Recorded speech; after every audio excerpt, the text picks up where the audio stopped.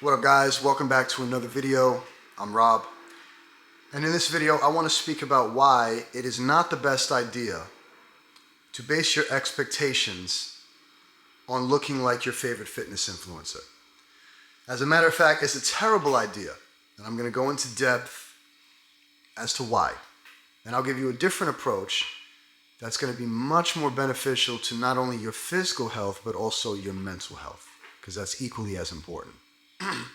As you know, if you look out there in the fitness industry, there are tons of guys with incredible physiques. Whether they're natural or not doesn't matter. And the best thing to do is to not base how you want to look off them, because if you fall short of the premier example of what you think is acceptable in terms of a physique, you're going to get yourself into a really bad place physically and mentally.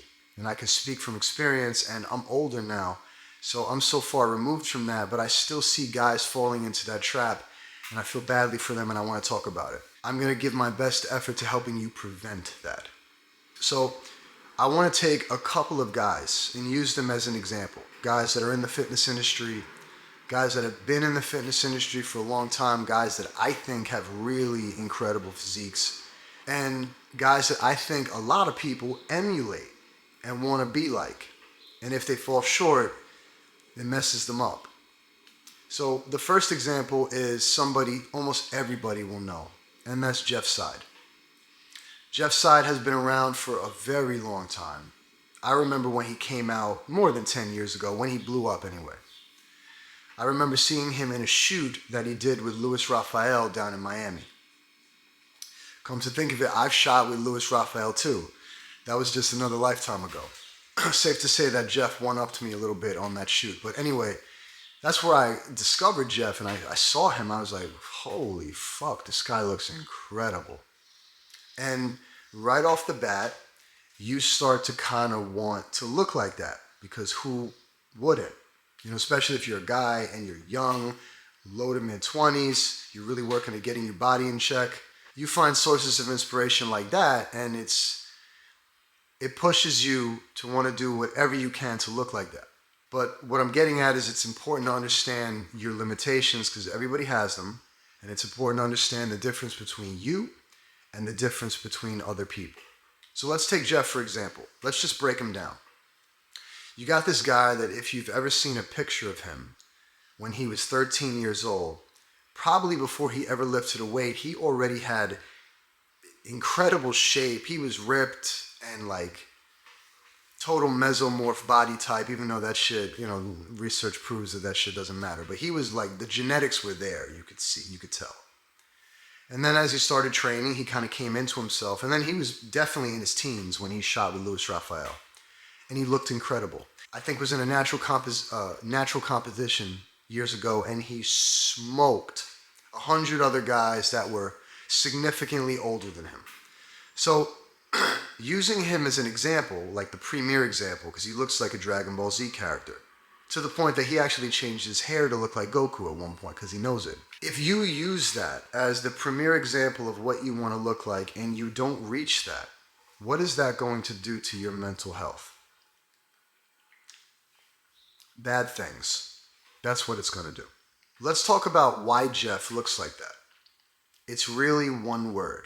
And a lot of people in the industry don't talk about this because they want to sell things and promise you that you can go from looking like a stick to Jay Cutler if you just follow their routine, even though it's bullshit. The number one indicator of how you're going to turn out and the results that you're going to see when it comes to your training and how impressive you're going to be is your genetics. Hands down, nothing else matters or even comes close. Jeff, staying on him, had the genetics to look the way that he looks, and most other people don't have those genetics. He has the genetics in terms of being able to hold the muscle, in terms of the shape of his muscle bellies, in his tendency to be lean, in the shape of his physique, that symmetrical look. Not everybody can look like that. As a matter of fact, most people can't. It doesn't matter. It doesn't mean that you can't look incredible, because you can, and you can even look better. But to set your expectations upon looking like that is probably a mistake. because it can lead you down a path where you can be very mentally unfit. It can make you feel that you're less than. It can make you feel like you're lacking superiority. It can make you feel like you're not good enough. I've been there. I'm not there anymore. I'm way beyond that. But I've been there. And there are a lot of guys that are there now, and there are a lot of other guys that are going to get there. I'm trying to prevent that. Let's take another example from someone else. Steve Cook, another OG. He was in the first Olympia with the board shorts. I remember all these guys were. I remember. Steve's got an incredible physique, solid muscle bellies, thick arms. I think he was a trainer on The Biggest Loser. I could be wrong. Forgive me if I'm wrong. But, all-American look, great body, incredible physique. Natural or not, I think sometimes he was, sometimes he wasn't. It doesn't matter. The genetic potential is there. Looks incredible. People want to look like that. And if they don't look like that, they're going to struggle with that badly. I've been there. Third example, and I'll leave it at that. Alex Hormozi, not even a fitness guy. He's not a fitness influencer. Like, he kind of falls into the category by default because of how he looks. He's a business guy. And he happens to be in phenomenal shape. And he's another one. If you see a picture of him when he's 18 years old, like, the guy was already totally symmetrical, great vascularity, great muscle bellies, lean, strong. His genetics were given to him to do this kind of thing. It's hard to try to compete with guys like that, more so try to emulate them. Don't try to emulate these people. You can still look incredible yourself, but you have to put more focus onto you than you put onto people that you think are what your standards should be.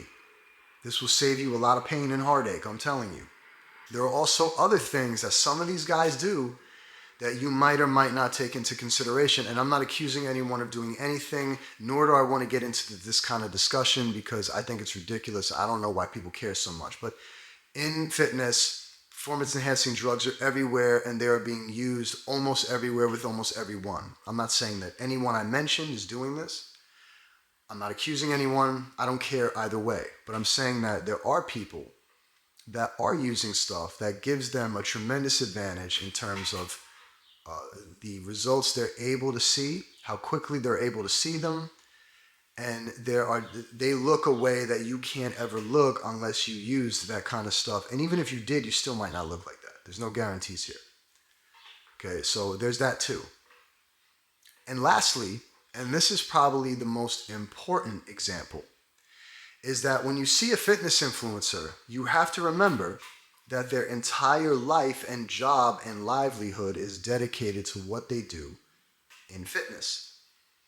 Like, that literally is their job. Their job is kind of to make content, to eat well, to get 8 or 9 hours of sleep, and to train. And if you have that kind of freedom to do that kind of stuff, and I did for many years, and you don't have kids, and you don't have a wife or a significant other, and you don't have a 45, 50-hour-a-week full-time job, you have a lot more time and energy and dedication to put towards something like that. And I know for a fact the majority of people don't have that much time or bandwidth or dedication. And that's still not to say that you can't significantly improve upon how you look and feel, even if you had almost no time, because this does not take much time. It takes consistency over time. But that doesn't mean that you have to spend hours a day focusing on it and it's all your life has to be about. I used to be there too. You don't need to do that. But when you take these three things into consideration, genetics, the potential for drugs, and just the overall time and allocation of their greatest resource, which is how much time they have, when you put all that together and you get somebody that looks like some of the guys I mentioned, it's hard to kind of like build a standard upon that. It's much more worthwhile for you to say, okay, these guys inspire me. When I see that, like, I want to train.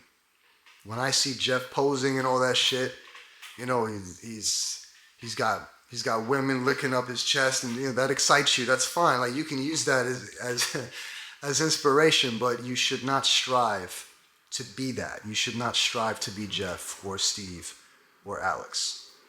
You should strive to be you. And if you could bring yourself to do that, I guarantee you that you're going to be in a much, much healthier place. I'm going to end with this. When I created In Life and Fitness, which is my brand name, it was meant to create a clear separation between life and fitness, because I lived a life at one point where fitness was 100% of my life. It was everything, especially in my 20s. Now, I was being paid to be in fitness. I was a working fitness model, being booked constantly, was traveling all over the place. Nothing else mattered. It was all I did. It was all I thought about. It was all I needed to do or think about. So I had the time, the resources, I was getting paid, I had a reason to make it my life. Not everybody's in that position. But then as I moved on later in life, things happened, my life changed, the structure of my life changed. The time and the resource allocations that I was able to put towards it had to change. I had less time. I had things going on in my life. I had a business I was running. So when I created In Life and Fitness, I thought of who I was back then. And I was like, wow, fitness was my entire life. I don't have that same bandwidth to make fitness my entire life, but I also knew more, and I knew enough about it to know that it does not have to be your entire life in order to make it a part of your life. And you should, everyone should, and change your life, see amazing results, look better, feel better, be confident, be sexy, get girls, guys, whatever you like, it doesn't matter. You can do all that and not have to allocate your whole life to it. I am proof of that. And that is why I founded In Life and Fitness.